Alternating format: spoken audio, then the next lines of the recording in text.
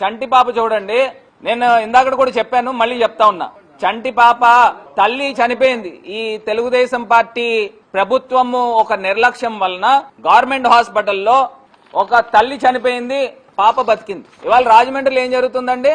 రాజమండ్రిలో ఒక private hospital, అది కూడా చిల్డ్రన్ కేర్ హాస్పిటల్, గైనీకి సంబంధించి రెయిన్బో హాస్పిటల్ అనుకుంటా, దాని ఓపెనింగ్ కి ముఖ్యమంత్రి గారు కోడలు వచ్చారు. ఓపెనింగ్ కి అంటే ఒక పక్కనేమో పేద ప్రజలు చనిపోతా ఉన్నారు, ఇంకో పక్కనేమో అక్కడ సీక్వెన్స్ చూడండి ఎలా జరుగుతుందో. చంద్రబాబు నాయుడు గారేమో మెడికల్ కాలేజీలని పీపీపీ చేస్తా ఉన్నారు, అంటే పేదలకు అందనివ్వకుండా, విద్య వైద్యం అందనివ్వకుండా చేస్తా ఉన్నాడు.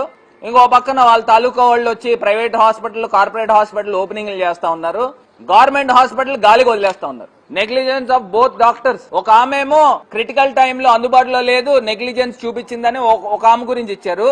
ఇంకొక ఆమె గురించి ఏమో ఈసీజీ పెట్టడంలో డీలే చేశారనేది క్లియర్ గా మెన్షన్ చేశారు. అంటే ఇంత దారుణమైన వ్యవహారము రాజమండ్రిలో జరుగుతోంది. చంటి పాప అండి. మరి ఈ పాపకి వైఎస్ఆర్ కాంగ్రెస్ పార్టీ తరఫున ఈ ప్రభుత్వాన్ని డిమాండ్ చేస్తా ఉన్నాం, ₹1 కోటి ఎక్స్గ్రేషియా ప్రకటించండి.